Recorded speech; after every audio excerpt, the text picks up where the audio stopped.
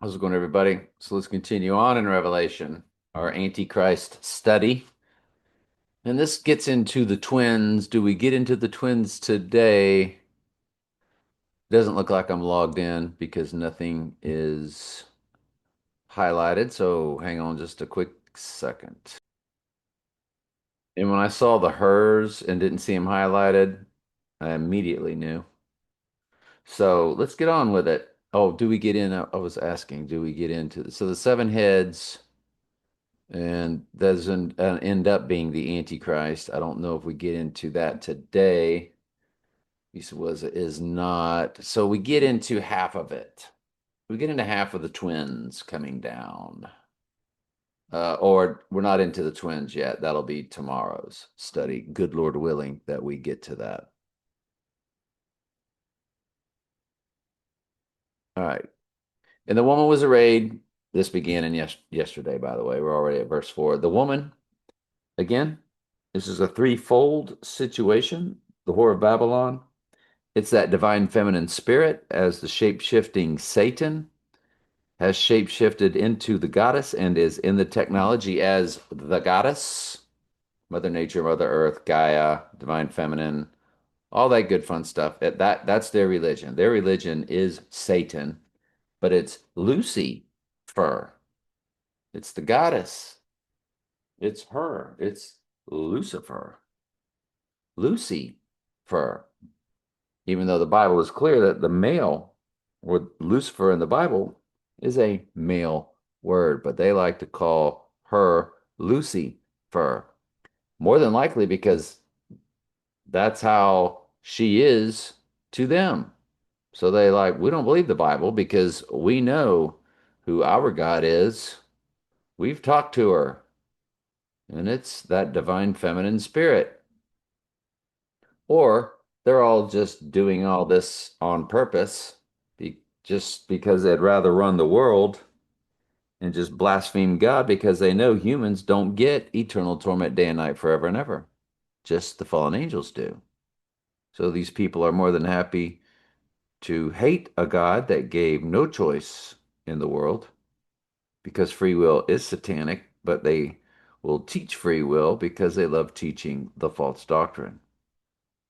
And they'll always proclaim that they're having their will being done, when of course they would know that it's not so. They just like to proclaim it. So anyway, and the woman was arrayed in purple and scarlet. Oh, so it's a threefold spirit. So it's a shape-shifting Satan. It's that great city where our Lord was crucified, Revelation 11:8. And it is the divine feminine spirit. So it's spirit, it's Satan, and it's that great city. See yesterday's study. The woman was arrayed in purple and scarlet color and decked with gold and precious stones and pearls, having a golden cup in her hand, full of the abominations and filthiness of her fornication. And upon her forehead was a name written, Mystery Babylon the Great, the mother of harlots and abominations of the earth. And I saw the woman drunken with the blood of the saints and with the blood of the martyrs of Jesus. And when I saw her, I wondered with great admiration. That word in the Greek doesn't mean fondness or to the way we use admire, which is a positive thing. It just basically means jaw dropping. And the angel said unto me, Wherefore didst thou marvel? I will tell thee the mystery of the woman and the beast that carrieth her, which have seven heads and 10 horns. So you can tell it's much more than just city. And the beast that thou sawest was the Twin Towers, or Lord of the Rings, the Two Towers, or the Dark Knight, and is not, ooh, the Twin Towers are down, and shall ascend out of the bottomless pit. Oh, Lord of the Rings, Return of the King, or the Dark Knight rises, or Lord of the Rings, Return of the King. Did I already say that? Or One World Trade Tower. I don't know. It's One World Trade Tower.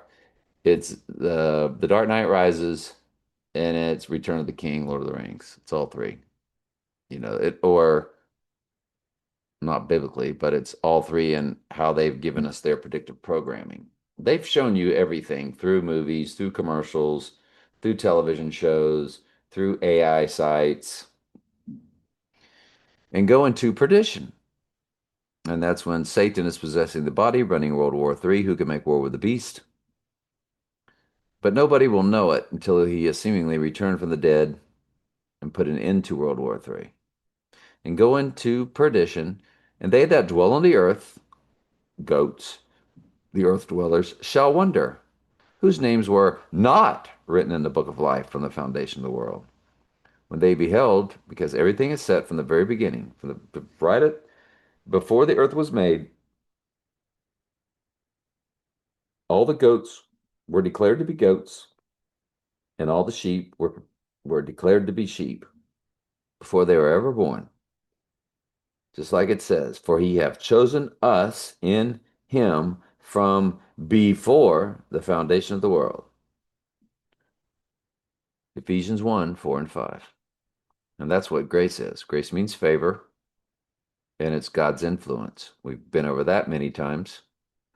BlueLetterBible.com. Look up charis, or the Greek word grace. Look at the definition and look at the Bible usage. Whose names were not written in the book of life from the foundation of the world when they beheld the beast that was before the deadly wound and is not, oops, deadly wound to the right eye, Zechariah 11:17, and yet is. Well, again, this all goes back to Revelation 13:3, 13:12, 13:14, where it speaks about had a deadly wound by the sword and did live. He has seemingly come back from the dead, just like Jesus did come back from the dead, but it's a body double trick, and good Lord willing, we will get into that in tomorrow's study. And here is the mind which have wisdom. The seven heads or seven mountains on which the woman sitteth. Abstract figurative speech, but we'll get into how it's a human tomorrow. There are seven kings, five are fallen, and one is, and the other is not yet coming. When he cometh, he must continue a short space, and the beast that was, and yet ought, and yet is, even he is the eighth, and is of the seven. Why the eighth? There is no eighth, but they refer to an eighth because it's a twin. Jesus saith unto him, Thou hast said, nevertheless, I say unto you, hereafter shall ye see the Son of Man sitting on the right hand of power and coming in the clouds of heaven. Then the high priest rent his clothes, saying, He hath spoken blasphemy. What further need have we witnesses? Behold, now we have heard his blasphemy. What think ye? They answered and said, He is guilty of death. And then they spit in his face and buffeted him, and others smote him with palms of their hands, saying, Prophesy unto us, Jesus, who was that hit you? Then Peter sat without in the palace, and the damsel came unto him, saying, Thou also was with Jesus of Galilee.